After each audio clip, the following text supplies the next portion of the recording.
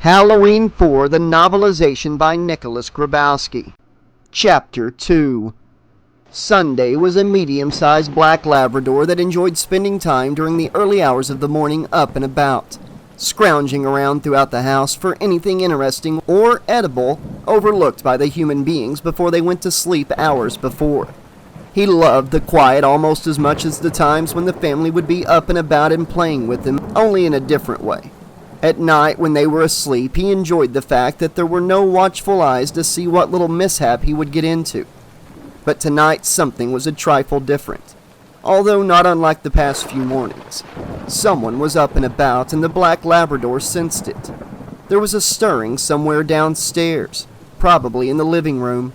Sunday had been sitting next to a large window at the end of the hall upstairs, watching the rain, watching the lightning strike in the horizon, illuminating the area where it set. Now he padded across the carpet past the master bedroom where the heads of the household soundly slept. Down the staircase he went and into the living room to where the movement was on the lap of the couch. It was the little girl. He liked the little girl very much, ever since she suddenly became a part of the family not long ago, a welcomed new face. Sunday didn't mean to startle her as he jumped and landed at her side. Now he had found a hand to lick and one that would pet him in turn. The 6-year-old girl had been sitting there for some time now, surrounded by a brigade of pillows, occasionally gazing out the window into the dark rain-filled street, gazing at the lightning unafraid, much as Sunday had done. Her thoughts were not languishing tiredly as could have been supposed. Her thoughts were numerous and upon many things. Thoughts of her past, thoughts of her present. Tired, weary, melancholy thoughts of a time gone by, and a time she could never again bring back. Only memories, faded and distant memories that made lonely little girls cry. "Hey, kiddo," a familiar voice. "It's 4 a.m. She turned away from the window to gaze upon Rachel. She knew Rachel only wanted to help, but her presence only brought another flood of remembrances to mind. Rachel always tried to pretend she was her big sister, but little Jamie knew perfectly well she wasn't. In fact, she didn't even have a real family like Rachel did at all. Rachel had told her once that she herself was a lonely 6-year-old at one time, and that even now she was a lonely 17-year-old. But Rachel didn't know what loneliness was. She didn't really know, did she? All Jamie could tell her was that she couldn't sleep. There went Rachel's eyes, getting all big again, like she was going to say something smart and loving. "What is this, 4 nights in a row? You going for a record here? 6-year-old Insomniac's Hall of Fame?" Then the words just came out. She wasn't sure whether she wanted the words to come out, but there they were. "Do you love me, Rachel?" "Oh, serious questions tonight," she said, trying to be a bit humorous at reassuring her. She, too, was petting the dog. "Of course I love you." "Like a sister?" "Jamie, like a real sister?" Rachel sighed. She paused for a moment to think, attempting to search for the right words. If only she could get Rachel to understand. If only they both could get some sleep. "You know we're not really sisters, Jamie. You know we can't help that. But that doesn't mean that just because we're not real sisters that I love you any less." Jamie's gaze returned to the window and went back to the rain. "Sure it does," she muttered. She didn't notice it at first, and when she did, she paid it no mind. There was a new object in the street, across the way, through the rain and the haze. All she knew was that it looked like a large van. She could not see the insignia of Smith's Grove imprinted on the side, but she noticed briefly that the rear doors were open, and the vehicle itself was void of movement and silent. She was distracted. Rachel was turning her around to face her. "Jamie," she told her, "I know you miss your parents. It hasn't been that long." "It's been 11 months, she cut her off. Another sigh from Rachel. The dog rested its head on the little girl's lap. "Your mom used to babysit me when I was your age. I bet you didn't know that." "You're lucky," Jamie said. "I wish she could do the same for me." Rachel then took the little girl into her arms and embraced her, in a moment of silent thought, lovingly. Then, "Come on, kiddo, back to bed." By the hand, Rachel led a weary Jamie up the stairway into the threshold of Jamie's bedroom, followed by a contented Sunday. She then knelt down and gave the little girl a soft kiss on the cheek. "Sleep tight, sweetie," Rachel said. "French toast for breakfast, night-night." And with a slight pat on the head, she closed Jamie's bedroom door and left her once again to her thoughts. The same old room surrounded her, every detail a symbol of her new family's attempts to make her their own, to make her feel like one of them nestled under their wings. Various doll faces stared back at her from shelves against the wall and from the top of her pink dresser. An assemblage of toys, rhinos and penguins and bears and horses congregated around her light blue and red toy box near to her bed. And across from them were plush vegetables and fruits, with inquisitive expressions as if having formed their own clique at the foot of the bed. There were Sesame Street wall hangings, the characters being of the same sort, embroidered onto her pajamas and pom-pom slippers. There were clowns in the rocking chair near her closet. She felt a tremendously cold chill, which drew her attention to the bedroom window. It was open, and the wind and drizzle were blowing into the curtains and onto the carpet, dampening them. Jamie scurried across the room and drew the window shut. Lightning flashed once as she turned toward the bed. If her gaze had been directed toward the window, she would have seen the reflection of the figure that had entered her room. A tall shape behind her, illuminated for but a moment's time, after which returning into the darkened shadows. She was not alone. Moving past her dresser, Jamie opened the double doors to her closet. There was a tan shoebox before her on the floor near an assortment of tennis shoes, and she reached for it and removed the top. More memories. This time the memories were materialized in photographs, pictures of times gone by. A photo of her mother, Laurie Strode. On the back, in faded pencil, were the words, "Mom at 17. There was a birthday card from 4 years ago, with love for our little girl. There was a picture of Jamie 2 years ago riding her father piggyback at the Great American Amusement Park. Here was another picture, all of them together having a barbecue with the Hammets, their neighbors, her father posing as the master chef of the grill, reddened chicken breast flaming beside him over coals. Yes, memories, nothing but memories. One more flash of lightning, and above her, to her left, unnoticed, was the figure, the shape, within the confines of her closet. The brilliant flash revealed its face, rows of whitened streaks surrounding 2 hollow cavities where the eyes should be, as if it were encased within bandages. Again, Jamie did not see the figure, at the moment when she very well could have. There was only now darkness. Jamie returned the shoebox to the litter of tennis shoes on the floor, then turned and went for her bed. Kneeling, she pulled the covers down further to slip inside, and before she did, she put her hands somberly together and prayed a simple prayer, a slight rendition of what her true parents had once taught her. "Now I lay me down to sleep. I pray the Lord my soul to keep. If I should die before I wake, I pray the Lord my soul to take. God bless Mr. and Mrs. Caruthers. God bless Rachel. God bless Sunday. God bless me, and God bless Mommy and Daddy in heaven. Amen." And with that, she began to rise to slip under the covers.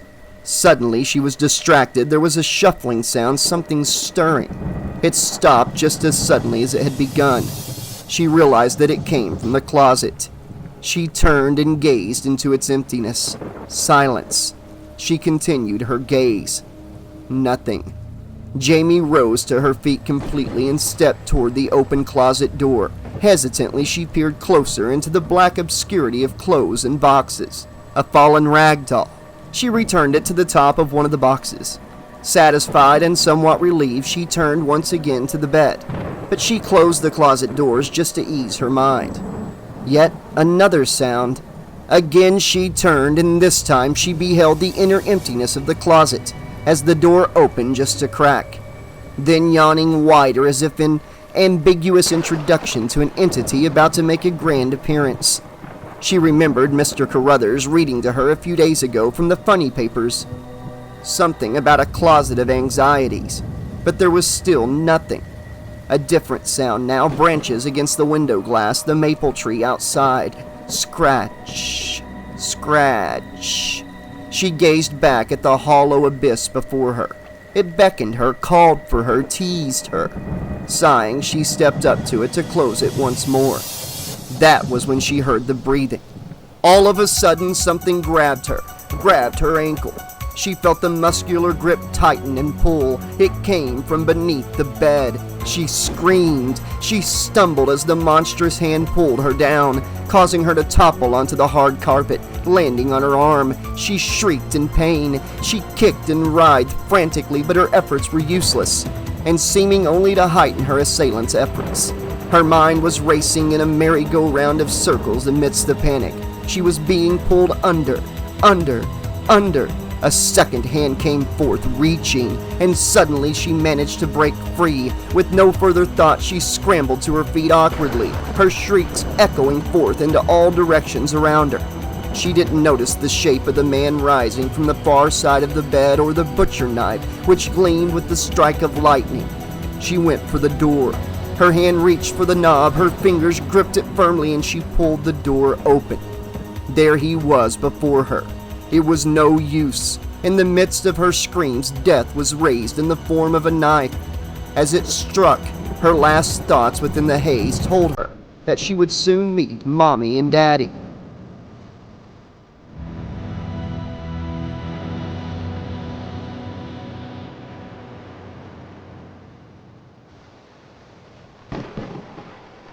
And then the closet door opened.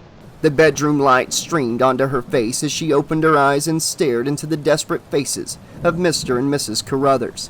Still, Jamie held tight to the shoebox huddled with her in the corner, surrounded by hanging dresses and colored cardboard boxes and dolls. Mrs. Carruthers pushed some of the dolls aside and held the little girl close. She noticed Rachel not far behind, gripping Sunday by his collar. "Oh, dear God!" Darlene Carruthers exclaimed, hushing the little girl's cries, consoling her. "It's all right, sweetheart, it's all right. A bad dream, that's all. Just a nasty old dream. I've got you. You're safe, see? Just let it go, honey. Put it out of your mind." And as Jamie reached out to embrace her in turn, the shoebox fell, toppling over the tennis shoes, its contents spilling. A black and white photograph, yellowed with age, rested face up.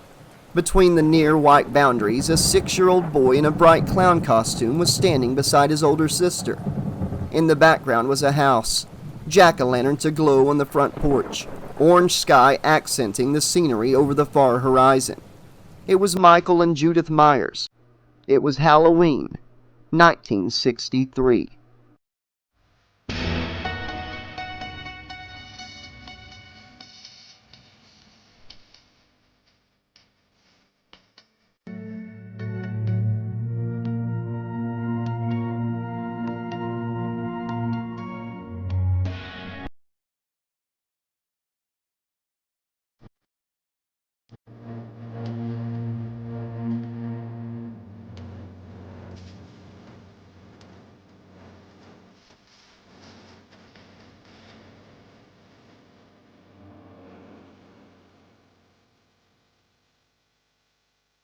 Chapter 3.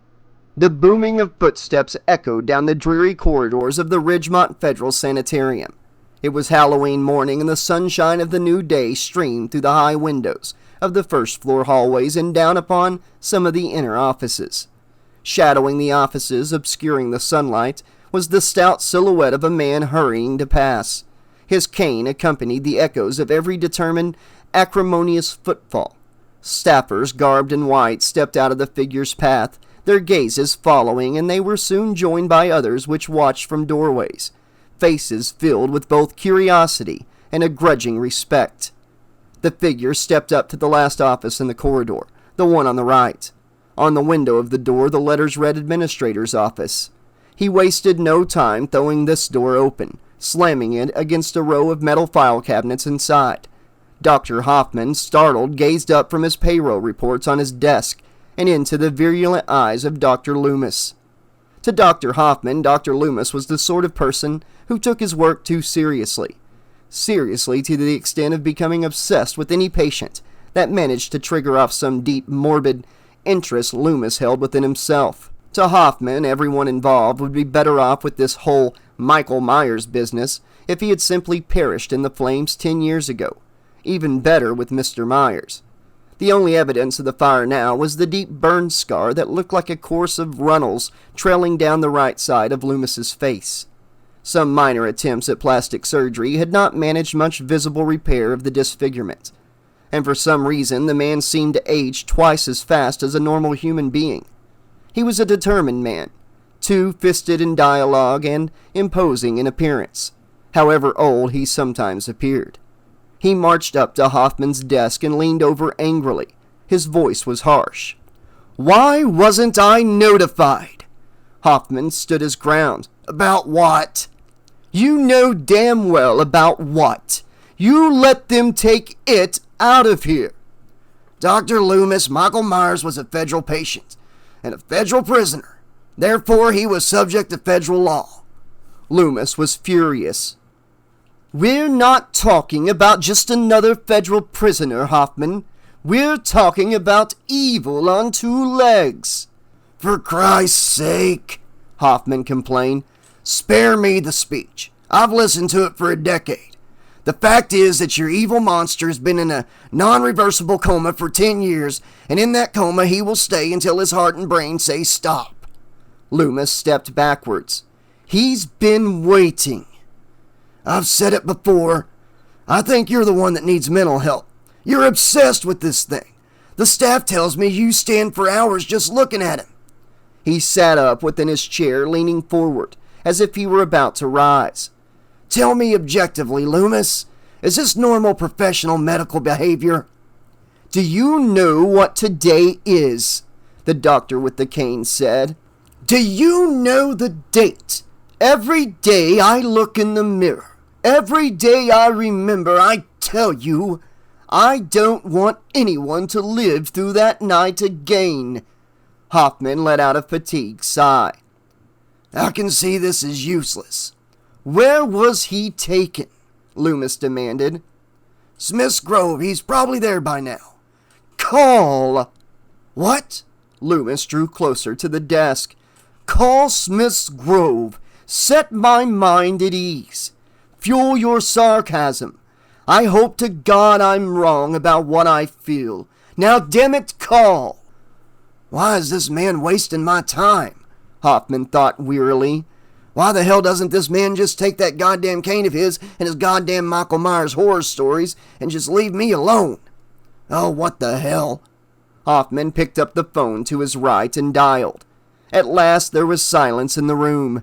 If he could only get this over with. "Yes," he spoke into the receiver. "This is Dr. Hoffman at Ridgemont. We had a patient transferred there just last night, Michael Myers." That's right." Loomis waited in patience. Suddenly Hoffman's face was overcome by a touch of dejection. "I see," Hoffman continued. "All right, thank you."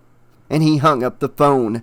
The room remained silent for a moment, Loomis awaiting the inevitable. Hoffman continued his gaze upon the desk, not looking up, not ashamed that he had been wrong. On the contrary, it was still Loomis that was crazy. It was still Loomis that was wrong. Of course, everything was all right. But tell a man like Dr. Loomis that and see if he agrees with you. "They're 2 hours overdue, but they don't feel that it's a cause for concern." When he looked up, he found that he was conversing with empty air. The doctor was gone. The door still swung wide against the file cabinets. "Damn it! Loomis!" he called out, and he was answered only by the repercussions of his own voice throughout his head. "Loomis!" Dr. Loomis marched across the puddled pavement in the direction of a half-dozen blue official-use federal sedans, his hard black shoes splashing droplets of water into the legs of his dark brown slacks. He stormed over to the nearest vehicle and opened the door to the driver's side with a key from his pocket keychain. He heard a distant voice behind him. Perhaps it was the voice of reason, but regardless, Loomis was not a reasonable man in the face of unreasonable urgency. But he recognized that voice, and this was the very reason why he did not turn. "Where do you think you're going?" Hoffman said, catching his breath. He had been running. Loomis continued into the car, slammed the door shut, and rolled down the window. His words were hurried and desperate. "To find it. It has a single relative left alive, the daughter of Laurie Strode. She'll be its target now." Hoffman gripped the edges of the car door with despairing urgency. "For God's sake, just listen to yourself. Michael Myers is a threat to no one." "Even after 10 years, Loomis replied, starting the engine, "you still have no idea what you've let loose." And then, "What the hell are you doing?" Hoffman had hastened over to the passenger side, opened the door, and hopped in. "If you're wrong," he said, "I don't want you starting a panic. And if I'm right, you won't be," Hoffman told him. But there was that encompassing fear. Chapter 4. 4 Illinois State Highway Patrol cars were parked on the shoulder of the dust-filled country highway. A state trooper was in the process of lighting flares, placing them across the asphalt of the breakdown lane, occasionally raising his gaze to the remote distance of the road and wiping the newly formed sweat from his brow. The area was silent save for the crackling of the patrolmen's radios and the talking. 3 troopers were working their way down a muddy embankment beyond the shoulder, which sloped down into a deep ravine of marshy undergrowth. The Smiths Grove Medical Transport bus rested on its roof, a wasted dissolution at the bottom of the ravine. Ground fog swirled and eddied around shattered bits of glass and metal. The 3 troopers scattered around the wreckage, investigating the surroundings carefully. "What a mess!" the first one exclaimed. Then to the others, "Swing round the backside. Anyone alive is a lucky son bitch." "Anyone alive be too messed up to be a lucky son of a bitch," another remarked. The troopers circled the vehicle, moving moderately nearer through sucking mud and swamp runoff. The youngest of the 3 sloshed towards the rear quarter, finding the back doors twisted open. He peered into darkness. The other 2 joined him there, gazing closer into the bus's interior. As soon as they began to realize what they beheld, repulsion set in and the younger one dodged over to a nearby clump of weeds, doubling up, retching into the thickness. Another newly arrived trooper, a much older man, nearly stumbled over to the other 2 and joined them as they continued their gaze inside. "Holy shit," he whispered. It looks like those traffic films we showed at driver's ed classes." A trooper beside him unbuckled a flashlight from his belt and flashed it within the bus for a better view. Behind him, still others circled through the weeds. Back on the highway, Loomis's sedan joined the patrol cars pulled over to the shoulder. He killed the engine and stepped out. Gravel crumbling under his heels, Hoffman shut the door on the other side. Hoffman walked over to the embankment and in dismay followed Loomis's gaze down the slope to the overturned vehicle. Dr. Loomis appeared calm, sounded calm, but Hoffman noted there was a seriousness, a cast of despair within his eyes. Always this despair. "Is that it?" asked Loomis to Hoffman. "Yes," he answered regretfully. A state trooper approached them and Hoffman turned to him. It was time to be serious, terribly serious, as was his fellow professional with the cane, but there was no need for panic. The circumstances were very simple. Michael Myers was dead. If not, he was laying seriously injured down there in that wreckage. He must believe that. To do otherwise would place himself at the same level as the overly negative paranoid doctor beside him. Emotions aside, he asked the trooper, "Do you know when this happened?" Sometime during the night. They probably lost the road in the storm and went off the embankment. It happens." Hoffman turned back to Loomis. Perhaps the good doctor would now realize what really happened here. "An accident," he said plainly. Loomis started up. "Do you really think that?" "Why shouldn't I?" Hoffman told him. "How many staff on that bus?" Loomis snapped. 4 plus Myers." Loomis turned to the trooper immediately. The baldness of his forehead was streaming with sweat. "How many bodies have you found?" Hard to tell," the trooper answered. "They're all pretty chewed up." Determined, Loomis started down the embankment. The Ridgemont administrator called after him. "Loomis, it's over! Leave it alone!" He threw his hands into the air in total frustration. The trooper beside him shook his head and gave a half-amused sort of grin. "Oh, hell!" Hoffman went off down the embankment and turned. Loomis carefully approached the wreckage, not minding the filth and mud encasing his shoes as much as what he feared he would find, or rather what he would not find, up ahead. He scrutinized each piece of metal, studied every bit and portion of the accident as he passed. Finally, he reached the twisted metal doors and poked his head heedfully inside. Coming up on the rear, Hoffman in turn made his way to the twisted doors of the bus. He met Loomis's dismal frown. "He's not here," Loomis proclaimed. "He's gone, damn it! He's gone!"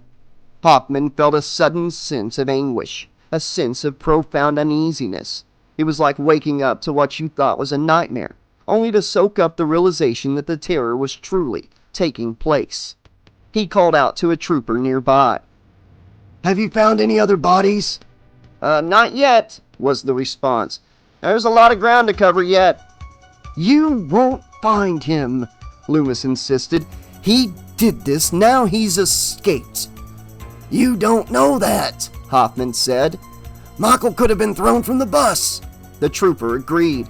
"I've seen bodies thrown 50, 60 feet from a crash site." Hoffman continued.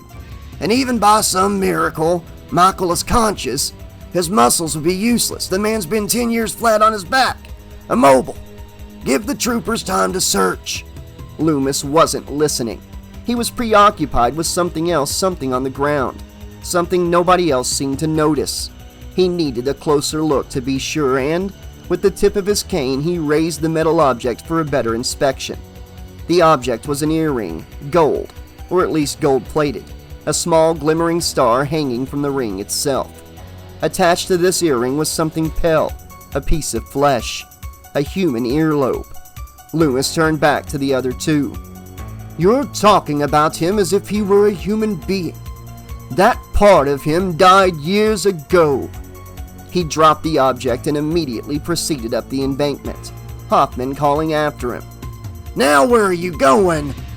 "To Haddonfield," he said in return. "It's a 4-hour drive. You can reach me there through the local police.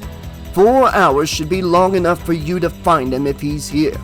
If you don't, then I am sure I will." Hoffman and the other trooper gazed on as the doctor strode up the muddy embankment, using his cane as a lever. For one moment it appeared as if he were about to fall. He reminded Hoffman of some sort of minikin nobleman, waving his cane about in an effort to gain footing up the slope. He gave a disconcerted sigh as Loomis disappeared over the shoulder and onto the highway. Even with all the pandemonium of the searchers, Loomis's sedan engine could still be heard. "So what's his story?" the trooper asked Hoffman. "You don't want to know."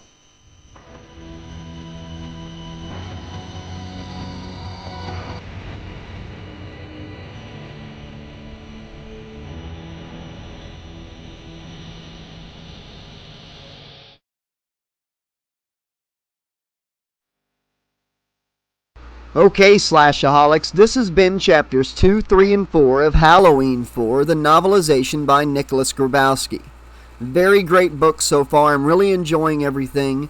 You know, I've seen the movie so many times, but I'm really enjoying the novelization, and it has such promise. I cannot wait to read the rest of it. Now that Child's Play 3 is completed, this will be the book that I will be alternating between uploads with it and Demon Knight. And when Demon Knight's complete, I'll be alternating Halloween 4 with Final Destination 3, the novelization. Not a whole lot to talk about in this section here. We all know the opening, what gets the ball rolling. I did feel really bad, you know, even though I've seen the movie so much. I felt really bad for Jamie, you know, the way she was sitting there in her inner monologue and everything. But I enjoyed the nightmare thing, you know, with Michael there in her room and everything. That was pretty suspenseful and very well written. Really put me there in the moment.